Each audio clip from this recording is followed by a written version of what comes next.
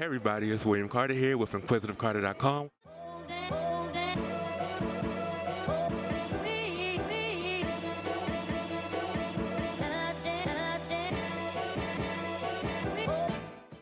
How you doing?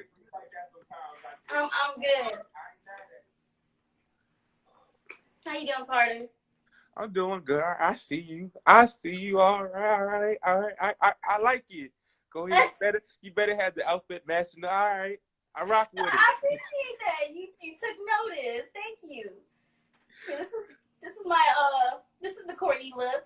Definitely the Courtney look. I ain't mad at it. It look good. I see you. I like you. I rock with it. I see you. Thank you. So we are here today. You have your debut album coming out. How do you feel in the midst of a pandemic? Well, Carter, I gotta be honest.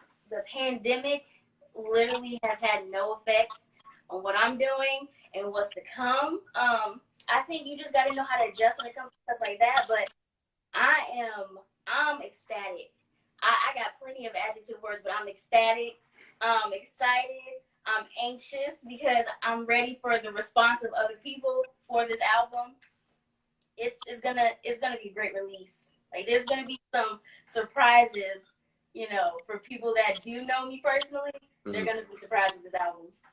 You started the recording process in 2019 and now going into 2020. Has there been any, outside of what's going on, has there been any drastic changes in terms of you musically? You were feeling something back then, and then recently you were like, nah, let's go this way.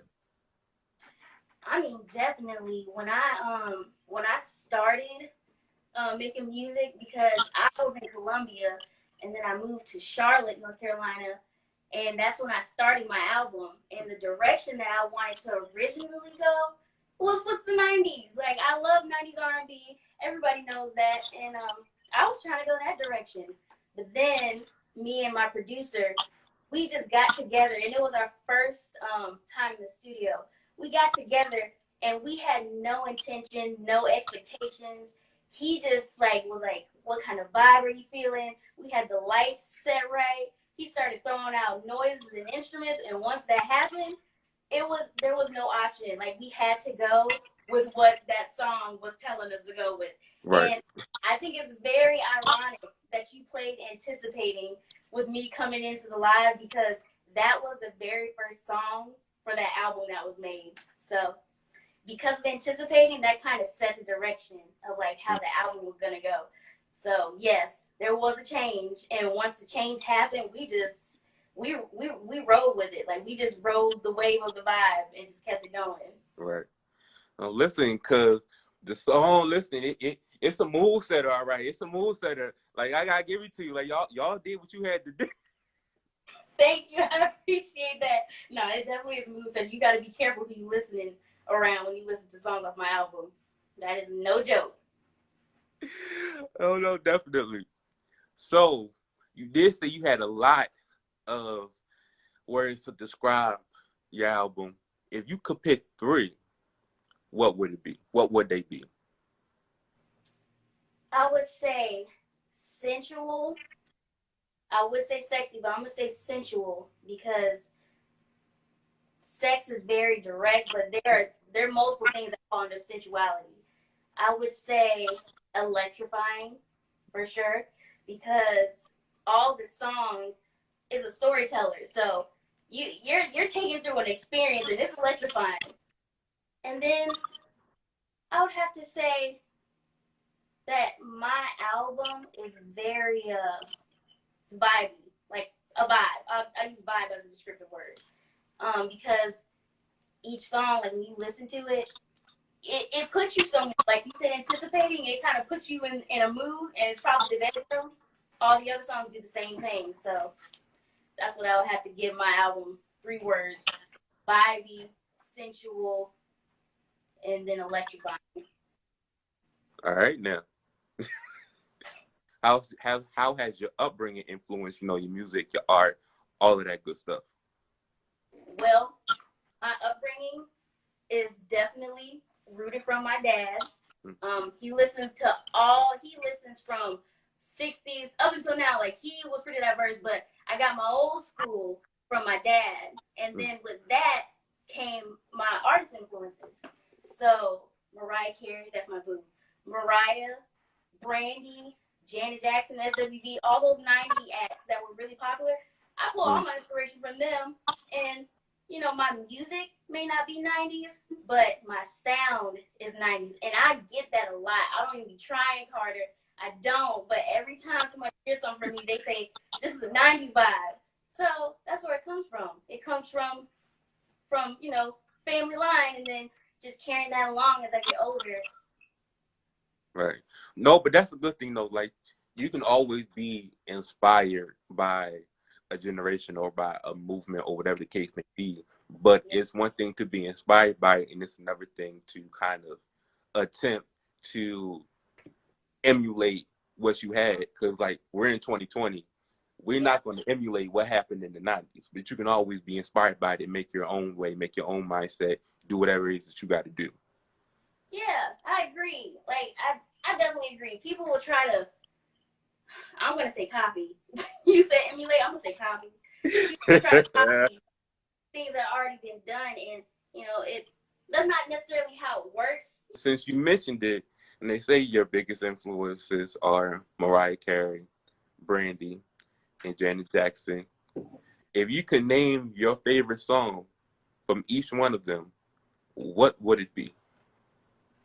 So Janet is I Get So Lonely. I don't know what it is about that song, but I Get So Lonely is my number one because it's the production, it's the vocal, it's everything she did in that song. For Brandy, I would have to say I Want to Be Down is one of my favorites. I have a few Brandy songs I like, but I Want to Be Down, it just got this like bounce to it, and it's not like too pretty of a song. You know, it's got that like flavor. Right. And then of course Mariah. I can't even tell you. I got so many favorites from Mariah, but if I had to pick one, I would pick Butterflies, and I would also pick something off of her recent album. Well, it's not too recent. Emancipation of Mimi. She has a song called Circles. That's pretty good, and it's like, you know what? Let me sing a little bit for you. Let me sing a little line from that song because that's a good one.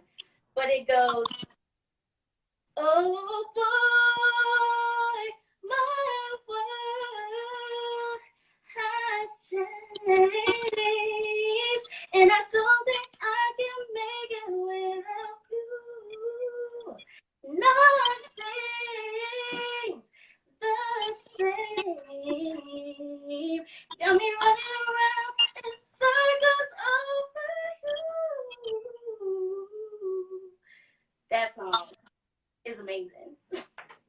Listen, Circles is that whole album is magnificent, but Circles is that joint. I don't know what my 11-year-old self was going through when that album came out, but Carter, let me tell I related to that song so much. I'm glad that you recognize that album was that album. Like, I don't know, I have no clue what Mariah had going on, but whatever it was, it helped because that album was the album. Listen, whatever she emancipated herself from in her life, I'm glad she did it. Because no matter how many years pass, that album you can play from start to finish. And right, you will. that's what I'm saying. I'm glad we're on the same page about that. I just feel like nobody really talk about Emancipation of Mimi. Listen, it hit, and once you get to the end, you get to fly like a bird, and it takes on this the whole gospel journey. You just like, took us to church. Damn. Yes. I ain't mad at it. And then the fact that you sing that a cappella, like, you know, I'm here for it. I was singing in my head because I was gonna mess you up, but I felt it. I felt it in my heart. And, you know, the fact that you did do a lot, you did a cappella, like, you know, it's kind of like a large art form. Like, a lot of people don't do that no more. They gotta be prepared and be ready and do all this other stuff. And nah, I mean, I like you said, I think that's something as an artist, like, I'm ready to sing for anybody. If I feel like I'm excited about music, like I feel like I'll definitely give you a little line, So I'm glad, Carter. I'm glad you enjoyed my singing. It's just I love to sing, flat out. Right. And Brian, she'll get me singing for sure. Listen, I appreciate it. I appreciate it wholeheartedly. So, what has been, whether it's on the album or your previous singles, how has your creativeness changed? Well, with this album, so like I said, Anticipating was the first song. But really, Carter, like the whole creativity in this album, it really came from real time experiences. Like I was making this album and I was kind of taking my feelings as I was going along and putting it into the music. I pulled from some past stuff, but I was pulling from my current situation also while writing the songs. And I think that's where a lot of the creativity came from. Right. So I would have to say I kind of went on a creative route that I haven't gone before in doing music alone before I, came across my producer. Because we definitely, in the songwriting process, we had we had some crazy like ideas flowing through when it came to writing. Like I've written about sex, but in a way that nobody will talk about. And then it's in a way where it's not too explicit. It's enough for somebody to be comfortable. You want to make people relate because everybody goes through these emotions and feelings. Right. And it's come down to domestic violence. Like one of the songs, and nobody knows just yet, but one of the songs on the album, it sounds like it's about sex, but it's really not. It's about domestic violence. So that kind of creative thing, came along too, and working together. And then honestly, like there was a time we were up like at 7 a.m, just like drugged off and no sleep, and we literally just got up and picked the guitar up and just started strumming and randomly got these chords and started writing. It was so random, literally no thought. But you want to know what? That one time where it was random and it was really late, that song turned into Anxious. So that night of us staying up to like 7 a.m, that's how Anxious was born. And that song happens to be probably one of our most valued creations because we really put thought into it after the fact. We sat on that song. We gave it time. And it's come to prove that it works because just the other day, Carter, I had Tank, the R&B singer, write me in my DM and said, that Anxious track is amazing. When I tell you I swallowed my tongue, I didn't know what to say. It took me 10 minutes. Took me 10 minutes to open that message. I'm like, nah, that's not Tank. I just released a song. How would he have that? No, that's something. Listen, because even as you talk about it, I can hear the excitement and I can see it on your face, and I see the joy and I see the glow, and I feel like that's really a good thing because it shows that what you're creating and what you're putting out, like it's personal, it's a heart to it, and like you're not going to put out any random, oh, this sounds cute, let's put this on there. Like it shows that you're really in the creative process with the team. Yeah, no, we definitely were. Each song is definitely a personal piece of me in the song. It wasn't just something like you said cute. Like there was purpose behind everything. Even if the production started off randomly, there was purpose put somewhere down the line. It's like it's always a part of the process. So has there been, because you put your life into the music, has there been a song that you did and you were like, hold up, it's a little bit too deep. Let's come back to this later. I mean, I could say yeah, there was a song like that, but at the same time, even though I felt like it was a little too deep, I said nah, we still gotta do it. We still gotta put it out because that's my personal life, and I wrote my feelings out. I've been holding this in for about 2 years, and let me let it go. Right. And that's what I did. One of the songs on the album, the one that was about domestic violence, I decided to just go ahead and let it be out in the world because, there's a lot of people that can relate and they're not going to be comfortable enough to share their experience or story about it. So they want to live through somebody else. And I want to do that. I want to do that for them. I want them to be able to have that experience and relate through that song, even though it's very personal. But I myself have accepted, what happened, and I'm okay with it. I'm better now. So I don't see a problem letting that be out in the world. No, I appreciate that, and I can respect that, especially like if you go through that type of situation. On the outside looking in, I know it's like there's no easy way to go about it. Everybody's healing process is different. Everybody's emotionally different. So for you to even be able to pick up a pen, use your voice to even create something in terms of expressing yourself, healing yourself, that's admirable in itself. I appreciate that, Carter. Thank you. No problem. So we talked about the album a little bit. We talked about your influence, some of the singles. As a whole, what do you want people to know regarding the album? Well, I definitely got to say that the album is my story. Like, everything that you hear, it was something that I personally went through. And, it's something that I'm pretty sure a lot of people go through. I'm just telling it from my perspective and how I experienced it. So you have songs on there about, the first time you talk to somebody, or, you engage with somebody, so you got that phase of like a crush, like infatuation. And then you have the phase of lust. When you talking to somebody and y'all really feeling each other, the attraction is like on point. You You get in go that there. lustful period. So, you just want to be all over each other. But then as you go deeper into the relationship or the encounter, then you start getting overwhelmed. You start feeling like, dang, maybe I'm tripping too fast. Maybe I'm a little bit too into my feelings, and maybe he doesn't really want what I want, and I'm just putting too much effort. So there's a lot of that, and then there's that period of, I'm done with this. I know my worth. I know my value. I ain't gotta waste my time with him. I don't have to waste my time trying to figure out what we're doing. Let me leave it alone. And then finally, Carter, you have the stage where you get on the same page and you make it real. You make it something.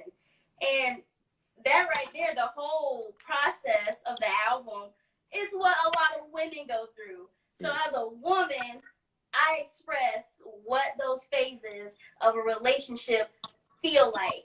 It's what they feel like. So when you listen to the album, you're gonna feel those stages. You're gonna feel the experience of what a lot of women go through with the back and forth of a man and not knowing where she stands. So that is a big part. That's the biggest part of the album.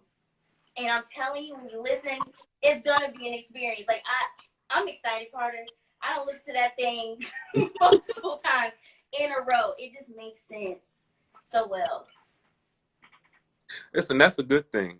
It's one thing to do it and put it out, and it's another thing to create something and keep going back to it and keep going back to it because you appreciate it. That, like I said, that means that you really put your heart, your soul, your mind, your spirit, all of those good things into what you created. And Yes. things happen for a reason. Things always come back, like you said, for Tank to find the song and reach out to you and let you know that he likes the song and appreciate the song. Things happen how they're supposed to happen. Mhm. I agree. Yeah, and honestly, Carter, that's what I felt when this album was complete. Like, this album was supposed to be done like a few months ago, but you can't rush a process like this. Like, you can't rush it. It has to be done when it's done. You know what I mean? Like, when it's ready, then it's done. But Right. no, I definitely agree. It's just, me being somebody that started doing music professionally and it was November 2019. I officially declared myself as an artist So for me to have just started this like professionally, I'm really proud of what I've done. You know, and it may not get attention. It may get attention.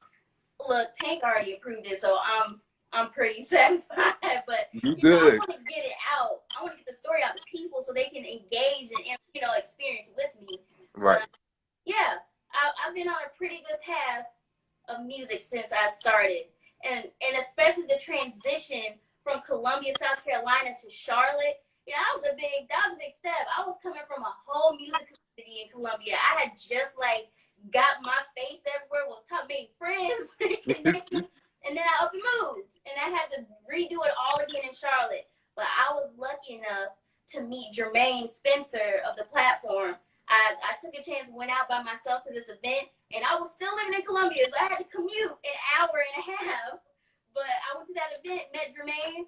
You know, I liked the event. I linked up with him afterwards. He invited me back to perform, and from that day, you know, I was set because that same day I met my producer, and that months later led to us working for the first time, which led to this sexy album. Like this album's gonna be such a good listening experience.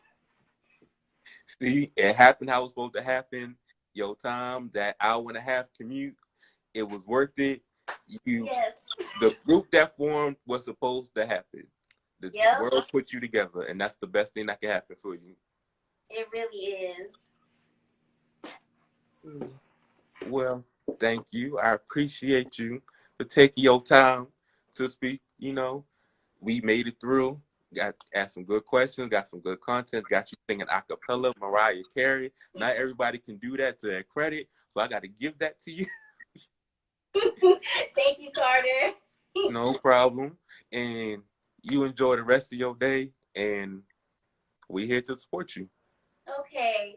Well, again, thank you, Carter. I just want to let you know this was a very nice interview. You were so easy to talk to, and I just love that you can relate. You can relate to what I was talking about. You know, that's good. So I appreciate your time and having me on here. No problem. Listen, if we can bond over Mariah Carey's Emancipation album, we are good for life. Okay? you ain't lying. We're good. That's all it took. Honestly.